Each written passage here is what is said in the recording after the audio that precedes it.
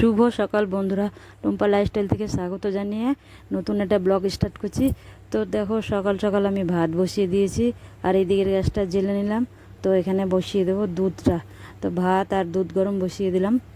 তো আমি এখন যাব একটু লেবু পাড়তে, কারণ এই দুধটা বসিয়েছি, এটা দুধটা ছানা বানাবো বলে আমি এখন যাবো একটু লেবু পাড়তে। তো চলে এসেছি লেবু গাছের দিকে। তো দেখো, লেবু গাছটা তোমাদেরকে শেয়ার করা হয়নি, তো আজকে ভাবলাম তোমাদেরকে একটু লেবু গাছটা শেয়ার করে দিই।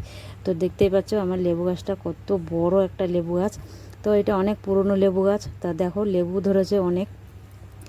গাছটা মানে অনেক বড়, আরও ঝাঁপালো গাছটা ছিল, কিন্তু এখন গাছটা অনেক দিকে শুকনো শুকনো হয়ে গেছে, মরে যাচ্ছে গাছটা। তার কারণ গাছটার আর যত্ন নেওয়া হয় না, ওই জন্যে। আর দেখেছো প্রত্যেকটা ডালে একদম লেবু ভর্তি। তাও লেবু প্রায় শেষের দিকে খাওয়া হয়ে গেছে। খাওয়া বলতে আমরা একা খাইনি, সবাই মিলে খেয়েছি, আরও সব বাড়িতে লোক আছে। তো সবাই লেবু এখান থেকে পেরে পেরে নিয়ে যায়। আমরা আর কত লেবু খাবো, অনেক লেবু হয় গাছটাতে। তা দেখেছো প্রত্যেকটা ডাল ডালে লেবু। আর আমি পেরেছি কয়েকটা লেবু পেরে নিয়েছি, বেশি এই যে হাতে 3টে আছে আর কটা পেরেছি। তো আমি ভাবলাম আর লেবুগুলো বেশি বড় হয় না, ছোটোতেই পেকে যাচ্ছে। তো আর আগে কি বড় বড় লেবু হতো, এখন আর বড় হয় না। তার কারণ লেবু গাছে আমি আগে যত্ন করতাম, চুন দিতাম, তারপরে বর্ষাকালে ইয়েতে গোড়াটা গরমকালে খুঁচিয়ে ভালো করে জল টল দিতাম। এখন আর সব করি না, ওইদিকে আমার যাওয়া হয় না বলে। আর এখানে দেখো আমি কতগুলো লেবু নিয়েও চলে এসেছি। আর এইদিকে ভাত ফুটছে আমার, আর দুধ গরমটা হয়ে গেছে। তো প্রায় কয়েকটা লেবু পেরেছি, কারণ হাতে অতগুলো ধরছিল না, আমরা তোমাদের 3টেই দেখিয়েছিলাম। তো দেখো লেবুগুলো সবগুলোই হলুদ হয়ে গেছে, তার কারণে এখন ছোটোতেই লেবুগুলো পেকে যাচ্ছে। তো চলো আমি এখন তরকারিটা কেটে নেই, কারণ ভাত হয়ে যাবে। তো বসে গেছি সবজি কাটতে।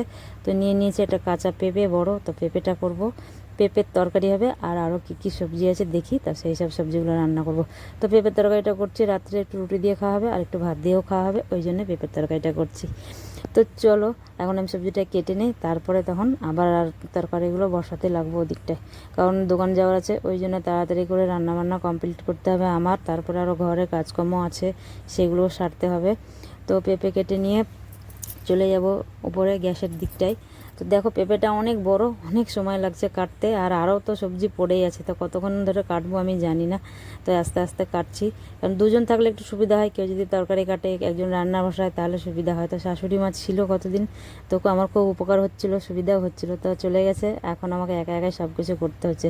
তো ফাইনালি দেখো আমার সবজি কাটা কমপ্লিট, আর এখানে বসিয়ে দিয়েছি। তো আমি অতটা দুধ দিইনি, কিছুটা দুধ দিয়ে দিয়েছি। তো ছানা করছি এখানে আমার বরের জন্য।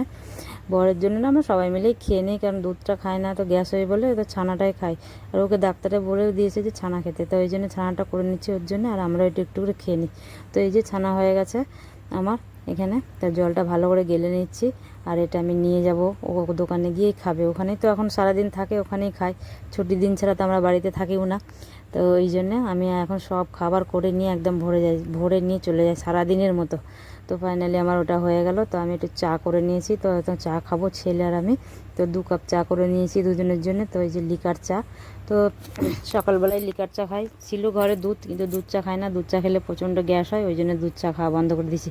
কারণ দুধ চা খেতে খুবই ভালো লাগে, কিন্তু ওই যে গ্যাস হয় বলে খেতে পারি না, ওই জন্য দুধ চা এখন বন্ধ। তো নিয়ে নিয়েছি 2 কাপ চা।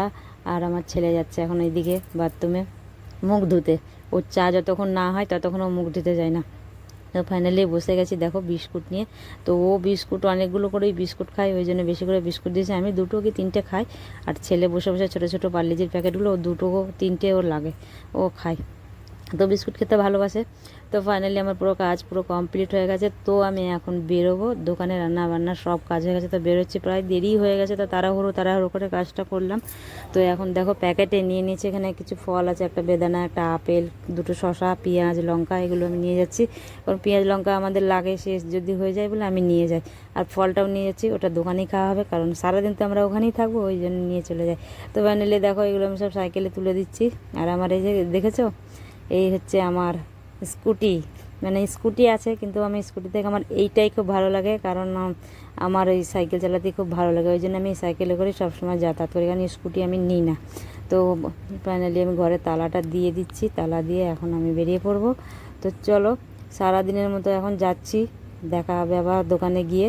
যদি হাতে সময় থাকে তবে তোমার সাথে দেখা করতে পারবো, না হলে আর দেখা করতে পারবো না, কারণ দোকানে ঢুকে গেলে সব সময় তো দোকানে থাকে না, কাস্টমার থাকে। তো ফাইনালি দোকানে কিছুক্ষণ আসার পরে দেখো কি জোর বৃষ্টি লাগিয়ে দিয়েছে, আর এত জোর হাওয়া দিচ্ছে, মেঘ ডাকছে।